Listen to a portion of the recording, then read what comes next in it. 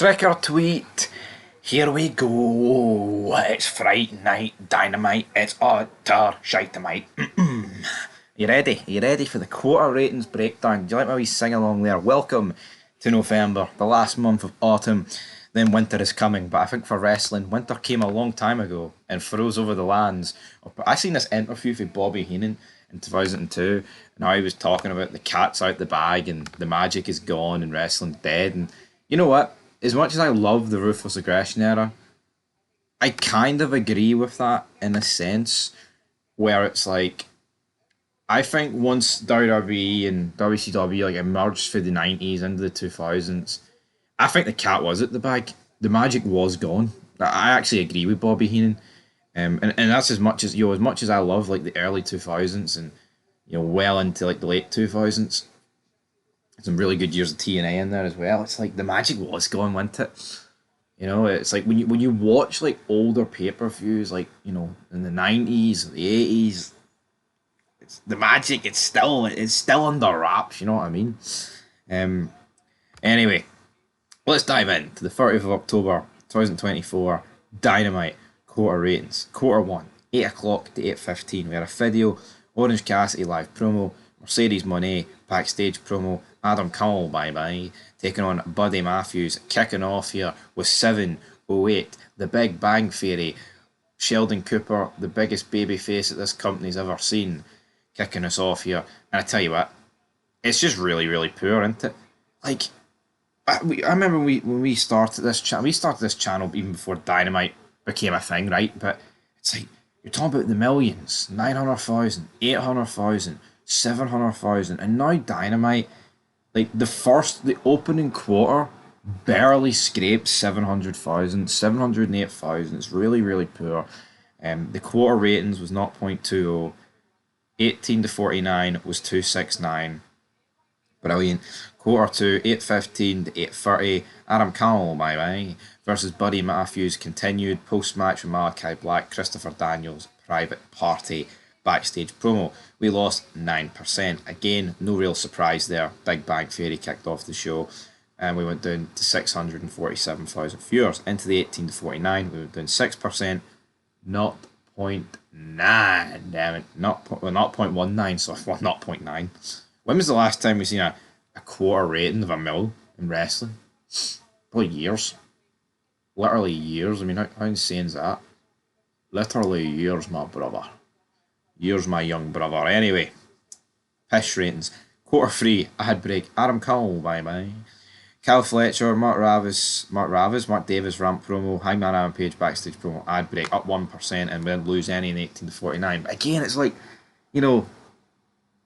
we are 45 minutes into the show, and Adam Cole has been a part of every quarter.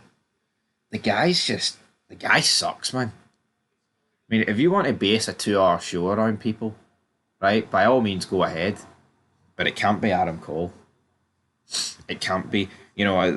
I think, honestly, seeing today's day and age, I think the only people that you can base quarters around are like the Bloodline, The Rock, CM Punk, John Cena, and people like that.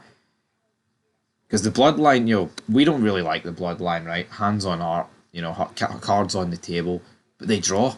They draw in the ratings, and no one can even dispute, maybe not necessarily the ratings, but the clips they draw, like consecutively getting 1 million, all that good stuff.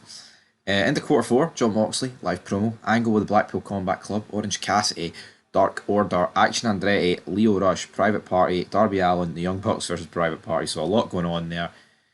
We only lost 2,000 viewers, so we didn't actually go down a percentage.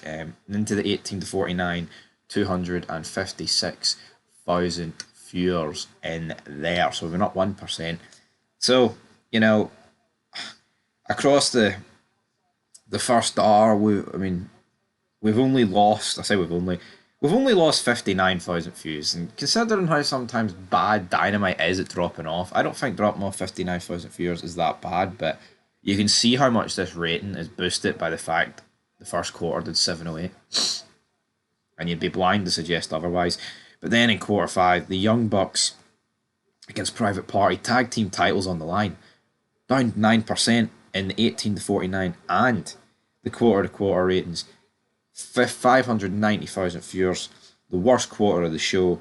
Quarter 6, which saw this match continuing, Jamie Hayter, Penelope Ford backstage angle, the Learning Tree ramp promo with Mariah May backstage, saw an increase of 1%, up 4,000 viewers in the 18 to, and on the normal ratings, but then in the 18 to 49s we went up 7%, a quarter of a million. So people just don't like the Young Bucks. I mean, I'll admit, like I've never, I hate their style of wrestling, and I've never liked them.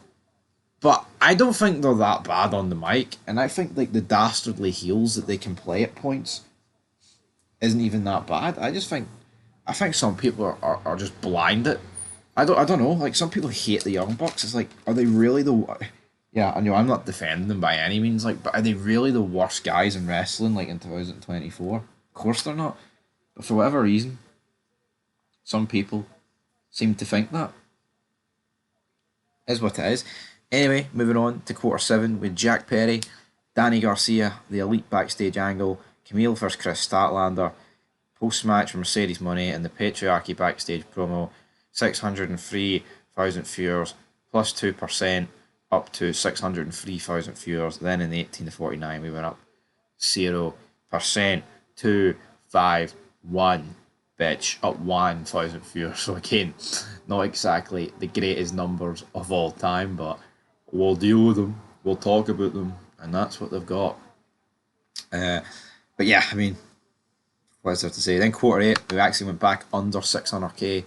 The 595 down 1%. The Conglomeration backstage promo, the Elite, Christopher Daniels, Blackpool Combat Club backstage angle, Shelton Benjamin versus Swerve Strickland backstage angle, and yeah, down 1% there.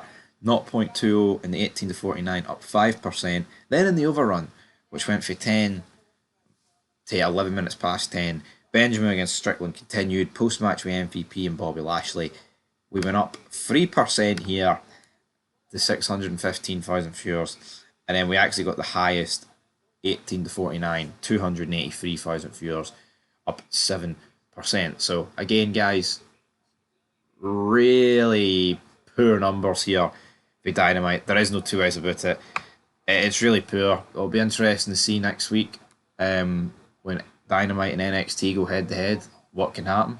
But till next time, Fog Wrestling signing out. So leave your comments down below. We'll be back very soon with more fallout to this. But realistically, I mean, if I was to bet money on who's going to win next week, I think it's going to be NXT. I just think it will be. Both shows had competition this week, but we'll get into that a wee bit later.